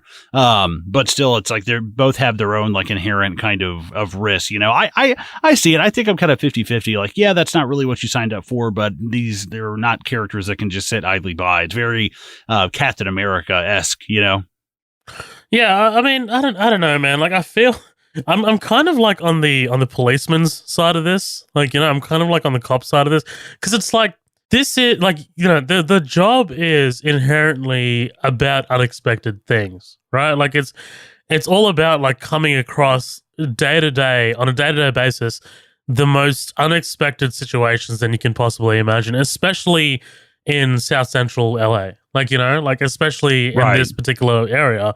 So, like, I don't know. Like, I feel like if you were Janet or if you were Gabby, you'd kind of, like, know what you're getting yourself into marrying a police officer, especially in this area. Yeah, it's a little different. Like, when you look like Al Pacino in Heat, it's like that guy's just like a workaholic and can't maintain, but that's not the case. These people have great personal lives. So it's like, I could understand if it were a time thing, I could definitely understand that. Right. And well, Al Pacino in that movie, correct me if I'm wrong, I'm pretty sure he's a detective, right? Like he's not a beat cop, right? Like he's not someone on the ground every day handling domestic disputes and all this stuff, like, you know? Mm-hmm. So Taylor talks about checking the numbers on Liberace's phone number, talks about getting into a house that he's traced him to, and Taylor wants Zavala's support. Follow me into the house, dude. Follow me into the house. That's some fucked up manipulation, dude. That's some fucked up manipulation, dude. Like, it's like, I hear this, like, all the time, dude. Like, oh, dude, you don't have my back. Like, you know, if Zavala said no, it'd be like this big thing about, like, dude, you don't have my back. Like, you know, like, I went in there, I got shot, whatever, and you didn't have my back. Right. Well, and the thing of him being like, yeah, I followed you into a house where it was a fire, not just like a dark hole with, like, some dude in here. Like, that's different. Exactly. They rock up to this house, go through the trash, and find a shitload of paper plates before they hear screaming inside, and Taylor calls for backup. Dude, this guy, when they knock on the door, and this guy comes up, he's like, it's okay, yeah. Goodbye. Everything's cool now, don't worry about me. That is how I'm going to handle every reaction now, like, at the door. Like, I don't care if it's, like, my uncle or some shit knocking at the door. It's okay, goodbye. Yeah, it's all right, see ya, bye. Yeah, because I don't like people fucking over my house, dude. Like, just leave me alone. God damn it. Polaroids on the wall, clothes piled up in the corner, huge jugs of water stacked on the shelves, dude. Something's fucking wrong. Their spidey senses are tingling, and they find this cage of trafficked humans, dude. Insane. What'd you think about this? Yeah, that was a crazy big, like, I don't want to say reveal, but, like, you know, something's going on behind that. And behind that sheet, and once he pulls it back, like, I was expecting it to. Honestly, the first thing I thought was, okay, this guy's a serial killer, and he's been strangling, like, prostitutes, you know, because it looks like there's, like, bikinis or something it's laying fucking on the like chair. BTK killer or some shit, yeah. Right, yeah, and it's like, okay, so this guy is like a rapist, like, strangler or whatever. Like, this guy's like Golden State, you know. That's kind of what I thought of. But then once I was like, oh shit, these are like, and they're all seem to be like Asian, Chinese, like Japanese, like they all seem to be like oh wait, straight up. Like, I think I know where they're from. It's Thailand, not Thailand. That's the thing that kind of got me. It's just like the whole thing of it's really interesting seeing the different kind of when it comes to, like, human trafficking and stuff like that. That it's not like Americans, you know. There's something interesting about, like, these people who had to have come from so far away. These are not like local people you're snagging up and shipping on a bus. Like, these people feel like they've been here for months and have, you know, how the fuck did this happen, man? Like, human trafficking shit is like, that's some scary ass shit, man. Out of me, yeah. Like, these guys, dude, like, these guys were locked in containers and, like, put on a boat and shipped across the ocean. Like, you know, like, think about that, man. Ugh, wild. There was actually, you know what? While I was like, while we were doing the break, I actually remembered, because at the start of this, I was trying to think about, like, shows and movies, like, that depict, like, you know, cops in, like, a corrupt light and stuff. Dude, have you seen The Shield? No, Michael Chiklis. No. Yeah, solid show. Like, actual, like I watched it for the first time, I think 4 or 5 years back. Really solid, and really, really riveting. I highly recommend it to anyone. But yeah, like that shows, like, these, like, group of, like, a squad operating outside of the same kind of area. Like, it's in, like, LA. It's, like, partially based on, like, the LA Rampart Division, which was, like, an actual real division that had this massive, like, corrupt, like, gang member, like, corrupt police officers, like, situation. But yeah, it's pretty solid. Recommend checking out The Shield. Dude, the feds rocking up is fucking badass, man. Like, them showing up with their fucking SUVs, man. This is horrifying if you're a beat cop, man. Dude, these are the guys that show up when you hit 5 stars in Grand Theft Auto, and they have the guys, like, hanging off the side of the Suburbans and stuff. Oh my god, 100%. This guy is huge, too. The guy they're talking to is like, Jesus, he's like a foot taller than Gyllenhaal. I feel like a goddamn woman when I watch this part of the movie, dude. I feel like this guy is so alpha. He's so alpha, man. Right. This guy just looks at Joe Rogan and he's like, Joe Rogan starts lactating. He's like, yeah. Dude, this guy, like, he walks up to Joe Rogan and he's like, dude, I shit one of you last night. Like, right. You know? He's like, I killed Jocko Willnick. Oh man, Jocko Willink, thank you for your service. That's what I'm saying. And he says they lost a person of interest. Right, this is ICE. Right, what is it? Immigration and Customs Enforcement. Is that whatever? I think so. Yeah, feds. This whole jurisdiction shit, dude, just interests the fuck out of me. Like, in all fairness, but ICE should have notified LAPD when they were operating here. Like, I don't know. Like, and maybe they did, because this was kind of like Taylor and Zavala kind of going maverick for this one. Right. So, like, I'm assuming that ICE, like, you know, probably even just sent an email to LAPD and being like, hey, just letting you know, we're staking out this particular residence. Don't fucking rock up and arrest anyone here, you know? Right. This feels like need to know information, and there's no reason these two guys would need to know that. You know, it seems like the captain and the chief would probably know, you know, maybe Frank Grillo, but it's like, no, you don't need to know that. Well, yeah. So, like, that's something I was thinking about. They do need to know. Because, like, what if they find someone speeding, right? And they tail him him back to this house. Like, you know, like this particular house. Yeah. Like, they should be probably one of the first to know, if anything. I don't know. That's what I was thinking. And I kind of thought that too, but it's like, I guess you would have to let so many beat cops know about so much horrible shit. And how many of them are actually capable of keeping their mouth shut? That's true.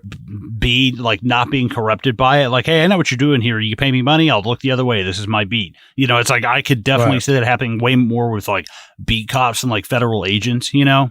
You got to keep that shit compartmentalized. Yeah, I get that. This ICE guy warns them about these guys, right? Like telling them to lay low because these guys are dangerous. Zavala says, sir, you know, there's a 5-year-old kid in there for 6 months, right? Like, this is, again, good stuff, like from both Zavala and Taylor, because they drive off and you can see it. Like, you can see it affecting Taylor. He's just like, he can't sit right with this, you know? Like, we see it from the beat cop's perspective, whereas usually we would see it from the feds. Like, you know, it's good stuff. Like, I really like it. Like, you know, like in a lot of movies, the feds show up and tell the beat cops to fuck off, and then we never see the beat cops again. Like, you know? Right. It's very like, it's almost like the whole thing of Pearl Harbor. Like, they knew it was going to happen, but they had to let it go. It's just in heat. You know, when they break in and he's like, what are we going to book them on? A breaking and entering charge? And it's like, dude, you got to let him do something first. And it is kind of fucked up. Like, at least with heat, it's like, it's thievery. It's not human trafficking. It's like, that does piss me off that you would let that kid sit there for 6 months just to get like a rap on this dude. Like, that's fucked up, man. 6 months, dude, sitting in this shithole. Ugh. And my thing is, they're like, we can't torture him. I'm like, if you need to extract information on someone who's a human trafficker, I don't mind. I can leave the room, is all I'm saying. Like, I believe the term was called enhanced interrogation. Yes. Oh man, they're driving along, talking about the situation, having a hard time dealing with this. Fast forward a little bit, and we get Zavala's kid. Right, Zavala's kid's just born. I love them walking in here. Did you name him Brian? Yeah. She's like, no, he's a junior named after his daddy. So what's his name? What's his name? Good stuff. That's great, dude. They're out on patrol. Taylor asks Zavala about how he knew he was going to marry Gabby. And he says, you guys never fight. And he's like, yeah, she's my bitch, dude, for sure. That's what that shit like that. And I'm like, fuck you, dude. Like that. Like, I don't like that shit. But like, I don't like at the it same either, time, but I'm pretty sure he's kidding. Like, I feel like there's a sense of like sarcasm here, right? Isn't there? I read some sarcasm. Right. I think there is to some degree, but I think there's also like a hint of very like seriousness behind that. Like there is like bro moment, right? You know, right. It's very bromant. Right. Bromant, nice. Mm-hmm. Zavala gets into this spiel about the sanctity of marriage. It's a promise before God, and then they get the distress call from Van House's car. Sanctity of marriage. God, get out of here. There is no God. Dude, all right, let's talk about this whole sequence when they rock up to this scene and Van House has got the knife sticking out of his fucking eye, dude. Oh. I love this. I remember this scaring the shit out of me the first time I saw this at the movies, because he's just sitting there like calm and he's like, don't go in there, the guy's huge or whatever. Like he's just so chill about it. But that fits his character to a fucking T, dude. Like, he's like this experienced beat cop who would know how to handle this situation. Like, you know? Right. Well, not only is he I don't know. It makes me think of oh God, what is that? Well, Anchorman, or no, Talladega Nights, when he puts the knife in his leg and he's just kind of like, wow, that really hurts. And it's like, I'm watching this and I'm like, dude, I think it's also like, he is definitely in shock and you can see it. He's just like, hey, over to your left, he's fucking huge. Like, watch yourselves and blah, blah. Like, and I think that, I don't know. I've heard of some people going into shock where they're just like this and that and this and this and that. And everything else is just kind of like blinders. Like you're not really thinking about what you had for lunch, you know? It's like everything is like tunnel vision. So I can kind of see that as where it just goes into like, not superhuman, but, you know, very like direct and laser focused kind of. Yeah. But like just before that, I kind of like love how they're getting the call for this, and the trainee Boot, like she can't identify a house or a location, and they're both getting like really annoyed. They're just like, for fuck's sake, where are they? Like, you know, it's like the tension and the frustration is mounting. But yeah, they rock up. Van House has got a knife stuck in his eye, and they push to take this guy down, right? Push. They find him bashing the trainee to death, dude. Jesus. This guy, did you get us? Like, how fucking huge is this guy, the Hulk? Like, dude, well, the shit that I love is when they actually detain him and the music is swelling, and then the same thing you were talking about, the camera on the shotgun. Yeah. And Jake Gyllenhaal brings it up. It brings it up. It's like, yeah. But the music is like, and then it stops, and you're like, oh shit, like, okay, that was like the escalation. But God, she looks awful, man. Hamburger like she meat. is so Hamburger meat. Yeah, that is holy hell. I just want to shout out Jake Gyllenhaal here, dude. Like the way he conducts himself as he's like giving directions to this guy, it feels very legitimate. Like, you know, move, stop, and then he's like, don't fucking look at me. Like I really appreciate the level of authenticity. It sounds very genuine, you know? He really sells me on it. Well, plus, and the fact he actually is like, stop calling her Boot. What is her name? Right. And you're like, damn, cool. I appreciate that. Good stuff, right? Van House is crying to get his vest cut off. Like, his lens was cut in half. Like, his lens is like, ugh. You're lucky your fucking brain wasn't cut in half, dude. Oh, I know. The rookie gave the badge back. She's not coming back. Neither is Van Houser. I love these guys blaming the rookie, right? Because like she almost got Van Houser killed. Like it's kind of like let's play the blame game now, because that's what foot soldiers would do.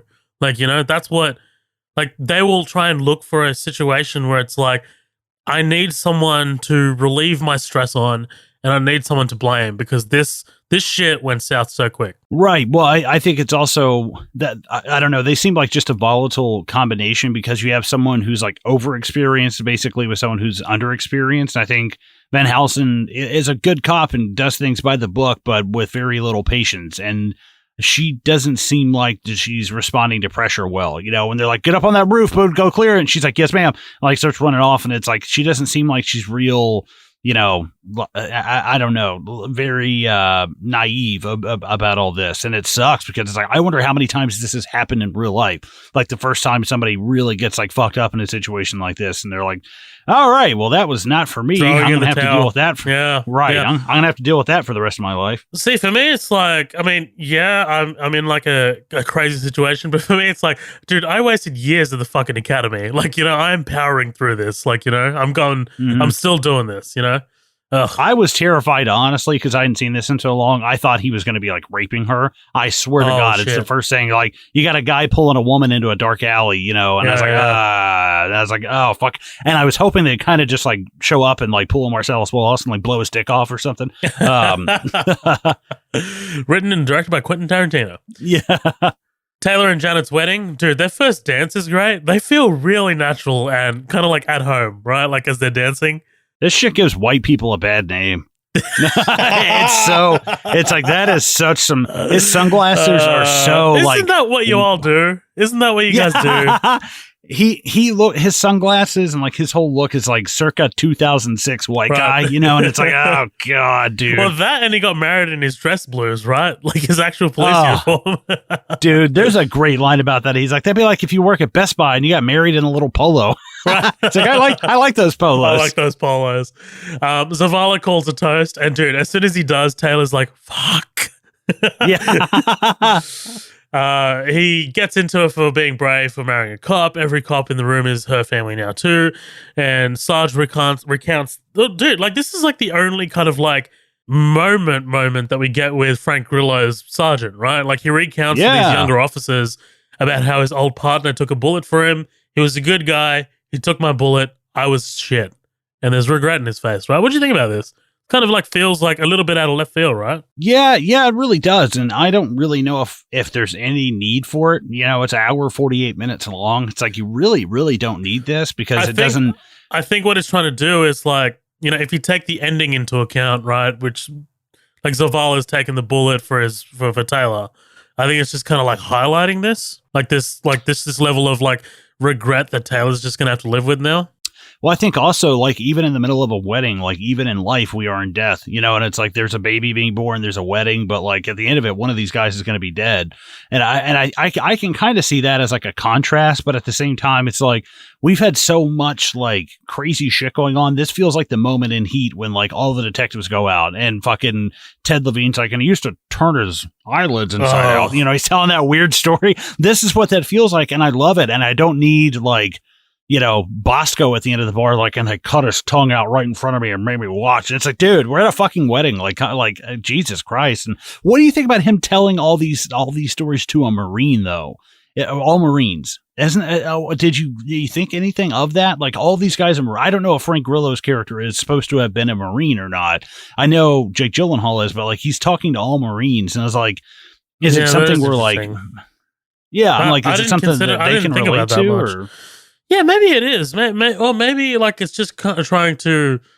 Maybe there's like an element of him trying to, because like Jake Gyllenhaal's character is an ex-Marine, so it's like maybe the streets of downtown LA or like, you know, South Central are as similar to like the situations that you guys have seen, if not worse. Right. Like, I'd love it as Frank Grillo's just like bleeding his heart out and he's drunk. One of the guys is like, yeah, I killed Osama bin Laden. Yeah. And he's like, oh, yeah, okay, never mind. Yeah, I was a part of SEAL Team 6 and I was a part of the incursion into fucking Pakistan when I killed bin Laden.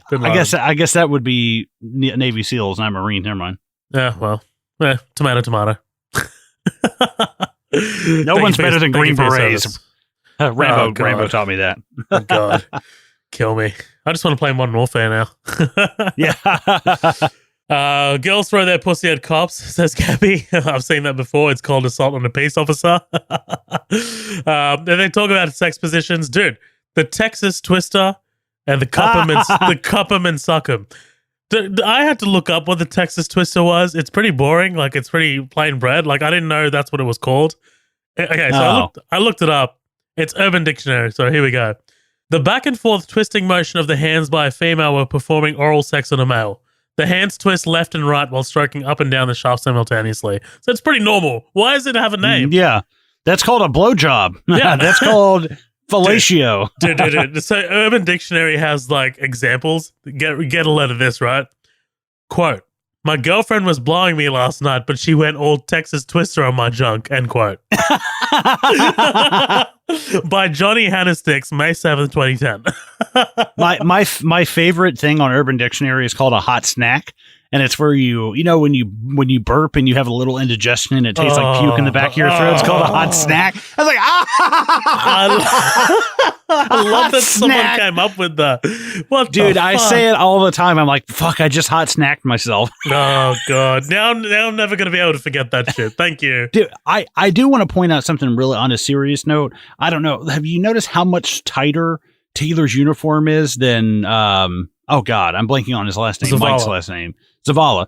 It's interesting. I think there's something really interesting about him having the shaved head. His clothes are tighter. He's in a little bit better shape. And it's like, I think that's he feels very tactical. So a lot more than, God damn it, Zavala. Zavala. Zavala. No, that's a good point, actually. And it kind of like plays into like their two personalities, right? Like Zavala's a bit more of a stay-at-home family man kind of guy, right? Like whereas like Taylor's like, I'm gonna go out and get loaded and fuck bitches all night, like, you know. But I still want a connection. Yeah. Zavala and Taylor share a moment. If anything were to happen to you, I would take care of your kids and I would take care of Janet, says Zavala. Good moment, I think, right? He's like, "You're gonna fuck my wife?"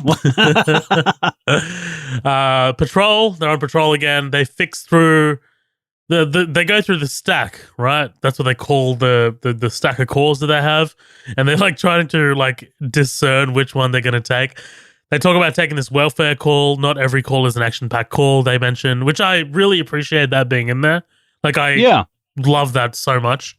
They boot the door down of this old lady's place. I kick doors down. Yeah. Taylor's like, all right, say it in English now.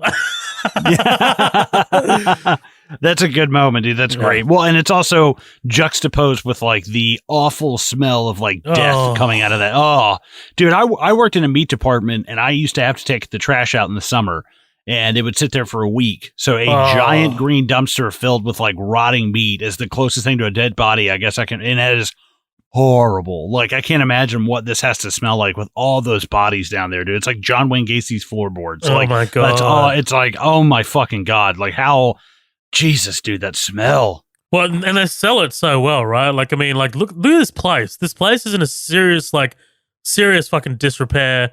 They find these like stack of phones. Like, quite clearly, this isn't just going to be an old lady welfare call, right? Like, right. Mm-hmm. They find the old lady, by the way, wrapped in fucking plastic in a closet, dude. Just like actually like wrapped up like a fucking package ready to go.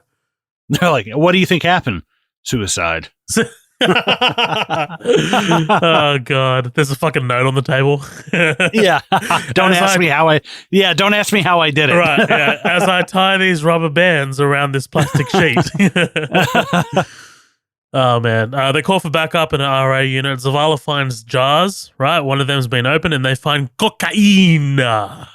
Nice.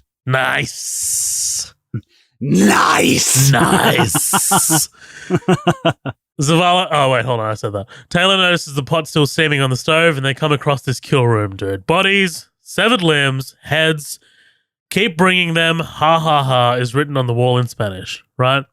And dude, Taylor's just retching and like Zavala's just like, pull yourself together, dude. Right. My thing is like, okay, so two things. Did the person bolt, like I guess when they kicked the door in, I assume? You know, I guess that's pretty safe to assume that I'm assuming that, yeah. Okay. And then, because is this like a serial killer? Or is this somebody who is like killing illegal immigrants, like specifically? Like, I didn't really pick up on, like, again, it's kind of the theater of the mind, like the shit that you don't know. And it's like, what the fuck? Like, is this somebody who's like a serial killer and they're like dismembering? Like, or are they taking people who are like, people who are coming to the country like illegally? Do they get them at the border because they might have, you know, basically, you know, they're not in the system, they're not anywhere around, like they might have some kind of money on them? Is it just like a snatch and grab kind of thing? I just started thinking over and over and over again. I was like, keep sending them. I was like, where are they coming from? That's all I could think of was like, are these like people from Mexico or? Yeah, it's funny you mentioned that because I couldn't really piece it together myself. Only because I think there's, again, this level of like confusion that David Ayer wants us to have because he wants us to see it from Zavala and Taylor's like point of view, right? Like because they don't have all the information and neither should we.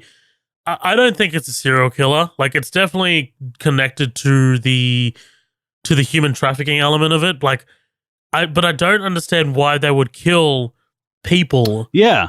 Like, it could be that it's a different gang. Like, it could be that it's like gang warfare kind of thing. Like, you know, like keep sending your supply of human trafficking, and we will find your stash houses where you're stashing these people, and we're just gonna fuck your operation up. Like, you know, it might even just be that. Mm-hmm. Yeah. Stop asking me fucking difficult questions, dude. Just stop. We get This is what the IMDb synopsis says really quick. I just had to look it up. After receiving no response from, on the welfare check, the officers break down the door and discover the dead homeowner along with a number of dismembered corpses tortured and killed by the cartel. So I guess this is whatever, this again, take that with a grain of salt. But that's what I was like, okay, maybe that's what it is. It's all cartel related. Yeah. Oh, no, I definitely thought it was cartel related. I'm thinking, though, it's like two different gangs. Like, there's like two different gangs operating here, and one is just trying to disrupt the operations of the other. Like, that's what I'm just thinking. We get this ice footage of a cartel higher up ordering a hit on Zavala and Taylor. Dude, did you know how I knew that this was in Mexico? Because there's a fucking donkey in the shot. Yeah, I'm like the whole thing of how much they tell us without really having to. I mean, yeah, they like go put the hit on the two cops, and it's like whatever. But the whole thing of it being like night vision, U.S. border or like custom patrol or something, I was like, oh shit, like it's actually really cool. Like I like how much they, it's written right there for you, but they don't have to have a scene of some dude getting in a helicopter and this is what we're going to do and we're going to blah, blah, blah. And it's like, no, here's just a little snippet of this guy in the sky, and it's like, damn, that's crazy. Like archive footage, right? Exactly. Dude, he's just like, just send me the bill and like when you're done and don't leave a mess. Like, god damn, dude, these are two fucking police officers. They're on patrol. They talk to that guy Trey, right? That's the guy that Zavala threw down with earlier. Dude, did you like how Zavala's got the gun? Like his service weapon against the door, dude. That fucking gave me boners, dude. Because like, why wouldn't he do that? Like, Right. Yeah, 100%, man. And it's actually the one like person in this movie from the criminal element who's like, dude, we're cool. Like, you don't have to. But it's the one guy's like, he pulls a gun on and he's like, back the fuck up. It's like, that's so crazy. It's the one dude who's like cool with you. Right. It seemed very genuine. And like, yeah, I did like how he now has a level of respect, like, right? Like he's now going to give him information. He says, hey, word on the street is that you, like, there's a hit out on you, right? Yeah, that's really interesting to me just because the first scene is awesome in establishing like who these guys are and that they do bend the rules and they are kind of fucked up a little bit. But also at the same time, this is not just like a wasted scene. This actually comes back later on. And I really, really dig that. Yeah, really awesome, dude. Big Evil and the Curbsiders are following our boys. Dude, this guy, Big Evil, is a fucking loose cannon, right? Like that guy, the one guy reminds him that these two are cops, and he's just like, yo, don't fucking disrespect me. Don't disrespect me. I'll kill this bitch.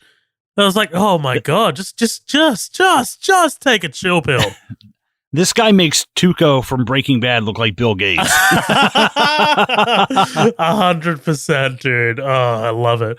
And why? Why the fuck are one of these people recording all of this? I don't understand, and it makes me so fucking mad. It makes no logical sense to like, let's record ourselves murder two cops. It's like, I get it. I'm sure that happens, and I'm sure it exists. And so, you watch a Faces of Death video or something like that. But it's like, how the fuck? Like in modern day, everything is recorded. Like Jesus Christ, that's mind blowing, dude. I know. Dude, he even gets into it with the driver, right? Like, even the driver's just like copying some of his abuse, but like they manage to convince him that they need a plan first and decide to head back. And we see that Janet becomes pregnant shortly after the marriage. So we're kind of like setting up this situation where it's likely that Taylor's going to be killed by the end of the movie, right? Like, there's just so many good, positive things happening for Taylor where it's just like, okay, we're going to like pull the rug out from under you.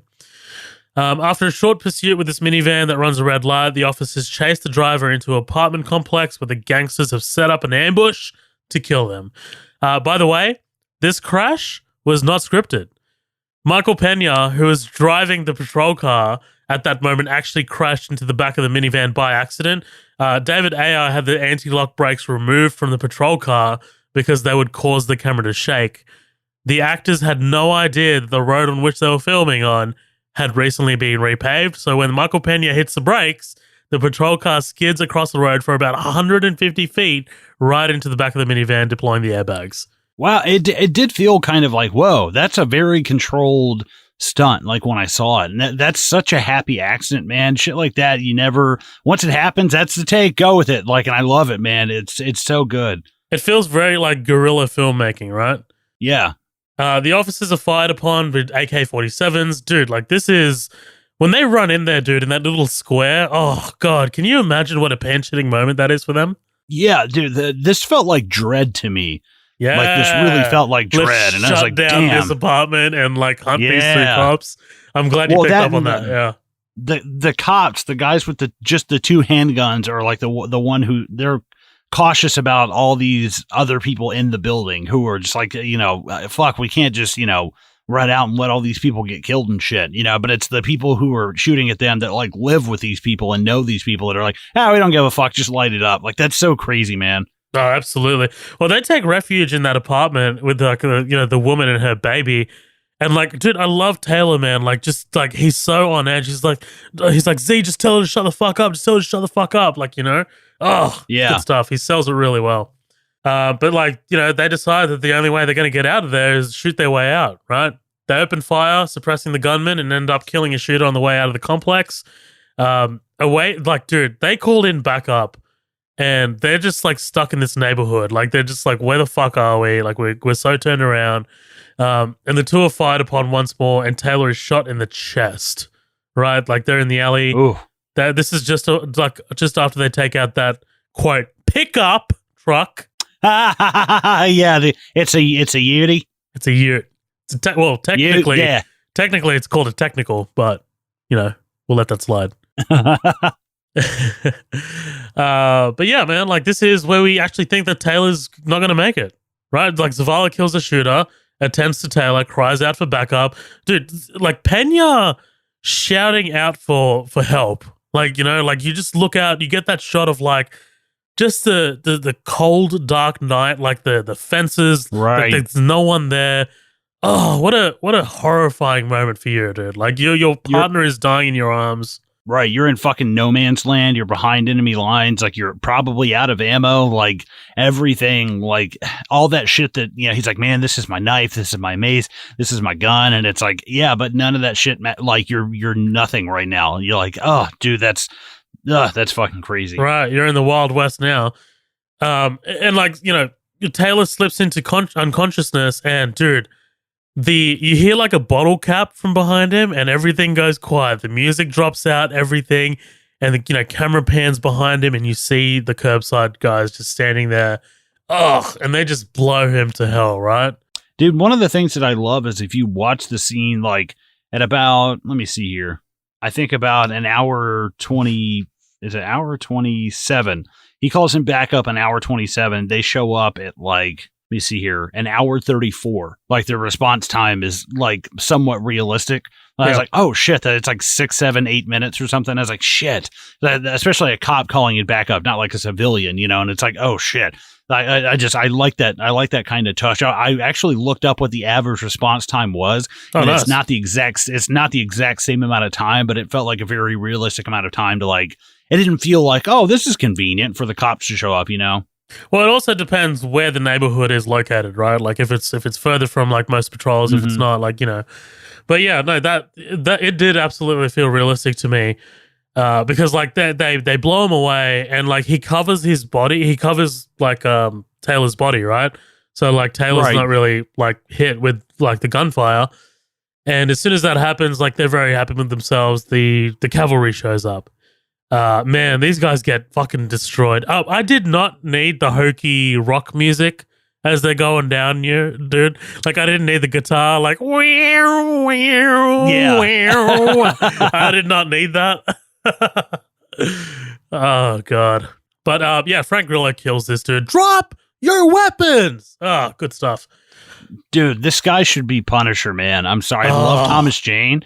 Thomas Jane will be my Punisher for so long. Like versus like who is it? Dolph Lundgren and Ray Stevenson. Like, but dude, Frank Grillo was like, I think that is a part he was like born to play. He does such a fucking good job, man. He actually basically is the fucking Punisher, and like I think it's The Purge 2 or something like that. Like he's driving around in a black car with like shotguns and machine guns and stuff. Yeah, it's but the yeah, Purge, he's the Purge amazing. Anarchy. That's what it is. Thank you. Okay, gotcha. Yeah, that's the one. So, dude, like the Death by Cop, right? Like this is some crazy fucking gang related shit. And then we get the funeral for Zavala. There's a misdirect here as we assume that both of them died. But I'm genuinely glad that Taylor makes it out. Like, I really. Fuck off, dude. Like, I mean, the guy just got married. He's got a kid on the way. I like it. I think it's good, man. I really dig it. Fuck you. Tell me your problems. Talk to me, you little whiny bitch. No, I think it is like a straight up shock when you see him sitting there and you're like, oh fuck. But I think it's the right decision as in terms of filmmaking, because I mean, I think most people are going to like Michael Peña more than Jake Gyllenhaal. He's not so uptight. He's funnier than Jake Gyllenhaal. He's real laid back. He's not, like, Jake Gyllenhaal feels like he's got something to prove, whereas, Michael Peña is like, man, I like this job. I like what I do, but I'm just, I'm a lot more relaxed. He feels like he's got things a little bit more figured out. So there's something about him that like naturally I feel like kind of draws me to that character. So I think once they swap it and it's the guy who doesn't deserve to die dies. And I'm not saying that Jake Gyllenhaal deserves to die, but out of the two of them, it's like, had Jake Gyllenhaal not played detective and started all this shit, like none of this would have happened. This was basically something that Jake Gyllenhaal's character started. So I'm like, I think that's where I'm with like, it's almost worse for him to die than for you to die, because now you have to live with the fact that you started some shit that, basically somebody else came and finished. That would haunt me. I get what you're saying. Yeah, absolutely. Well, initially it was supposed to be both of them dying. Like David Ayer actually had in the original script both of them dying. Oh, okay. And like, I kind of like that. If you think the movie was dark before this, right. Imagine both of them dying. Oh man. But yeah, we flash back to the day of the shooting. The talks about Zavala spending the night at Gabby's. We're in her parents' bed. It's about to go down. And her parents walk in on them. He's naked. They fall asleep with him under the bed. And he never told Gabby, but they fucked while he was under the bed. And he says, "Her father is a freak, dude." It's good stuff. Dude, the one of my favorite parts of this is Anna Kendrick when she looks over at Gabby, and Anna Kendrick just kind of looks ahead like, fuck, that could be me. $100 says he is not a cop after this. $100 says she's like, no, you are not going back out there. That is not going to be me. That was too fucking close. Like, this is not happening. Like, you can go be a cop in a small town somewhere, but like you cannot work downtown LA. Like, there's no fucking way. Oh, absolutely. I reckon she yanks that chain. She yanks the chain. She's like, nope. Find something else. Push a desk. Push a pencil, Right. Yeah, and that's it, right? They receive a call. Let's go fight some crime or something. And we cut to black. And that's end of watch. Yeah. I like the end on Michael Peña because it's just, man, he's a sweet, like, cute little guy, man. You're just like, let me pinch him cheeks. Pinch him little Michael Peña cheeks. Versus Jake Gyllenhaal, and he's very, like, the hairlessness and the grittiness and the tight clothes. You feel like, dude, like, this guy's, like, a couple of armbands away from a Nazi, and it's like, it's very, he feels very, like, clean and, like, efficient. Like, I don't know if that makes any sense, but. Yeah, like, he's very clinical, like, but, I mean, like, quite clearly, he's very good at his job, right? Like, I mean, right. He's really good at his job, whereas, like, Michael Peña, you kind of get the sense that his character is good at the job, but he's not that focused as Taylor is. Like, like he's more of a family man. He's more of someone who wants to sit around at home and like look after his wife, Right. But yeah, let's get into some listener comments before we close off here with our final thoughts. What do you think? Yeah, go. I don't have any pulled up, so go for it. All right. Well, I got two. So in the after party, I got Luke Newnham. Right? He says, "This film is so good. Ayer gets too much shit over Suicide Squad and nowhere near enough recognition for his other films like this and Fury. Also, Jake Gyllenhaal has been one of my favorites since Donnie Darko." Boom. Nice. Good movie. Strong pull, dude. Strong pull. I like it. Do you have the other comment pulled up, or do you want me to read it? Nah, go for it. I figured I wouldn't have it up in time. All right. So Danny Alcata says, "An underrated film where Peña really holds his own against Gyllenhaal, who is amazing as always.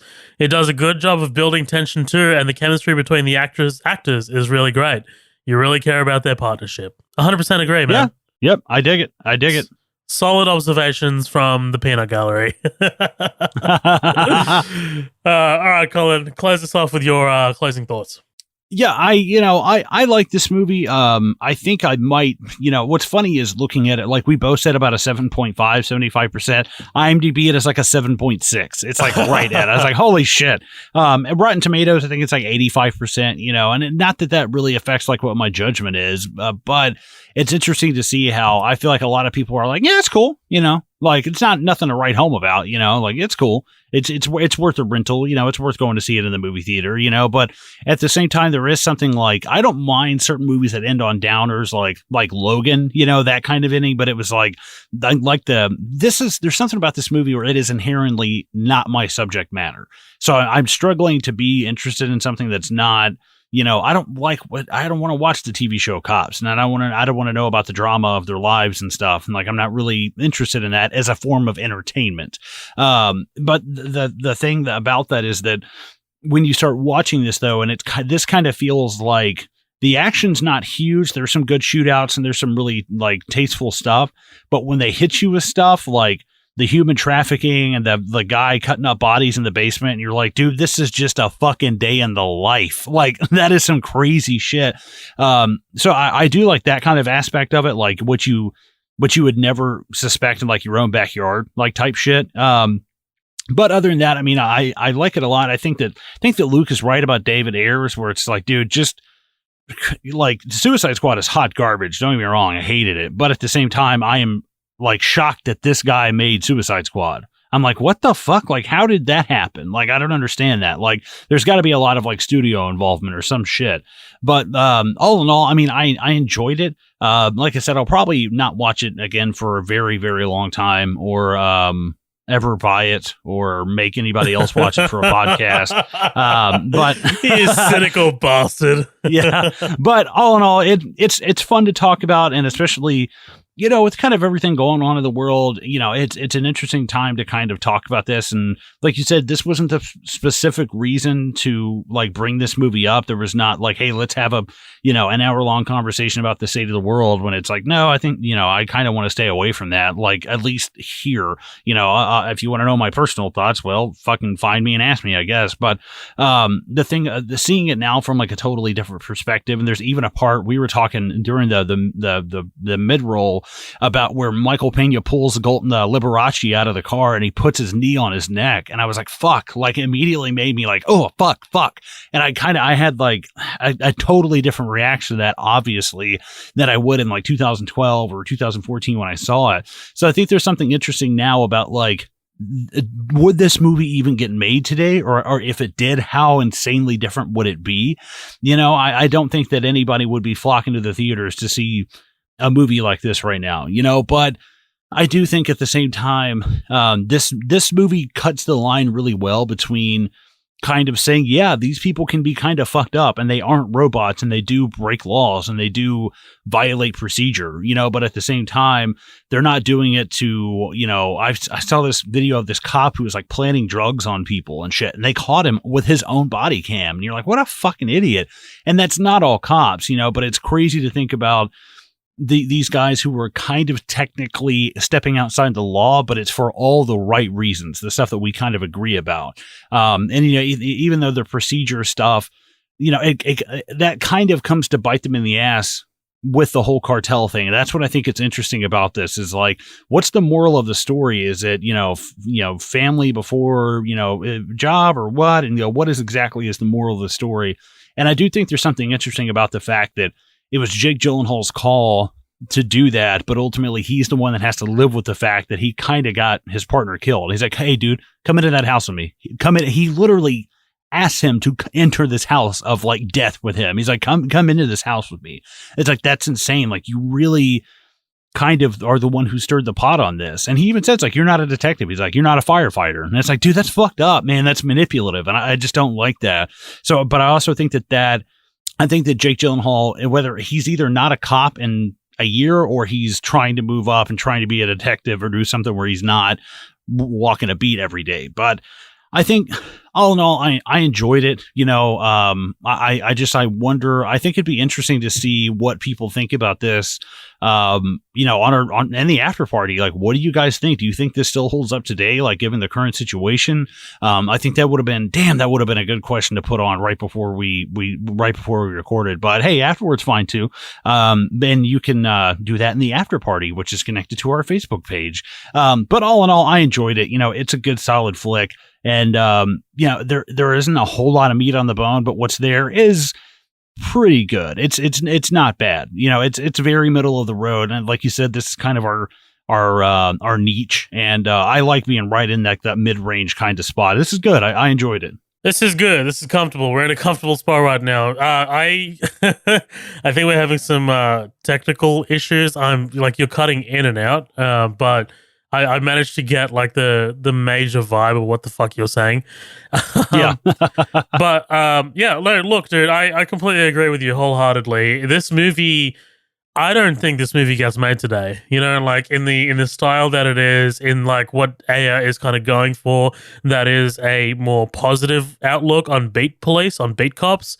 Like, I don't think that this gets made. Like when you have even shows like Brooklyn Nine-Nine restructuring like what they're going for, like based on the whole George Floyd situation, then this movie absolutely does not get made. Like, you know, there was a movie that I highly recommend, and it is really, really fitting to our times, called Fruitvale Station. Fruitvale Station is a fucking horrifying watch, dude. And like that movie was made, I think, in 2013, and I watched it this year after the George Floyd situation. And man, it's insane to believe that movie was made 7 years ago, because you would think that, you know, if you watched it and you had no idea what the timestamp was on it, you'd be like, oh, well, this movie is Hollywood capitalizing on the George Floyd, you know, situation, what happened. Right. But that is totally not the case, dude. Like, it is a systematic issue that, you know, comes up and, like, you know, needs to be rectified. Like, you know, the system was built this way. It is not broken. It's just that it was built this way. And it sucks. It honestly does suck. And I hate that we are living in the world that we're living in. You know, we're living in a world where a lot of people are saying "fuck the police." You know, they're saying all cops are bastards. You know, they're saying that all police are pigs, all police are foot soldiers for the government, this totalitarian government. I know it's hard for an Australian to kind of like sit here like 5,000 miles removed from where it happened and things like that, and where these things are happening. So I don't really want to kind of like get into it, because I have no place in this conversation. You know, I have no place in. I'm not an African American. I am not a U.S. citizen where this shit is happening, and I do not have a standing to speak on in this forum. Like, you know, I don't have standing at all. God, I envy you. I'm a white boy in the South. Jesus, like, I envy you. Well, I mean, look, I can only speak from what I've seen and what I know. And we actually had our own Black Lives Matter rally like not too long ago, and like this is just after the George Floyd situation, and that's because of Aboriginal deaths in custody. I've spoken about it many times on the podcast. Our Aboriginal people are being, you know, mistreated left, right, and center by the police. It still happens. Like, just the very fact that it's not in America and it's not African Americans does not make that whole situation completely alien to me. Like, you know, so it is something that does happen, and it does suck, and it does need to be looked into, and it does need to be fixed. But yeah, man, as a movie, going back to it, as a movie, I think this movie's fantastic. I think it's a great look on the boots on the ground foot soldiers that you never really get a look into usually. Like, you know, usually it's the bosses, usually it's the detectives that we're going into, like, following. I really like the perspective of, you know, just these two cops who come out and experience these things on a day-to-day basis. I love the big shit that they get wrapped up into. I love their partnership. I love their relationship. Gyllenhaal and Peña are outstanding. Anna Kendrick and Natalie Martinez are fantastic as well in supporting roles. Yeah. And then you've also got the other supporting guys like Frank Grillo and David Harbour, who are great. David Ayer, just like, you can tell that he's just in love with this concept, right? Like, he's in love with the whole police. He's in love with the law enforcement. Let me just read you something from David Ayer just very quickly. So he was talking about the LAPD, and he says, quote, "It's such a unique department. When they get involved in a scandal, it's in a big way. I think it's visually the coolest agency. They have that classic look. They look like the police. Their demeanor and style, the famous command presence of their officers. Everyone's always struck by it. Those guys are intense. They're so confident. They're like the military. We Americans greet our servicemen as they come back from overseas, and we shake their hands and thank them. Not the case with cops who go into harm's way." He says, "I think police are intimidated by." He says, "I think people are intimidated by police. At the end of the day, it's a secret society. It's not a place where regular citizens get to see behind the facade." And he says he doesn't think that there's any other reason people feel wary. "Absolutely, I do believe that there is a bit of psychological protection. They can read my mind. They can see my sins. I have pot in my car. I took a Xanax. All our petty faults are writ large." So yeah, he's absolutely fascinated with the police, and I don't blame him. Like, he grew up in South Central. He grew up in this neighborhood as a young bloke. So yeah, there you go. Yeah, man. Like, this has been fun to cover. Honestly, like, this is been in the background, like, been in my mind for a while now to cover. This and another particular movie that I came very close to choosing, and I will eventually. That one. Yeah. That one is actually a bit of a better movie, but this one is just a bit more fun to talk about, I think. Oh, man, I am tapped out. Colin, close us off. Thank you so much for joining us, guys. This was really fun. All right, guys, if you want to find us on Facebook, it's Midnight Double Feature, or on Instagram at Midnight Double Feature, or on Twitter at MDF Pod. You can shoot us an email, midnightdoublefeature@gmail.com. If you have any questions, any complaints, any constructive criticism, that's where you can find us, or you can shoot us a review and give us 5 stars. Beyond that, I'm trying to think. We'll have some pretty big shit announcing eventually. We're getting around to it. We're kind of we're polishing we're polishing it up as it says, I guess. I can't really give much more than that.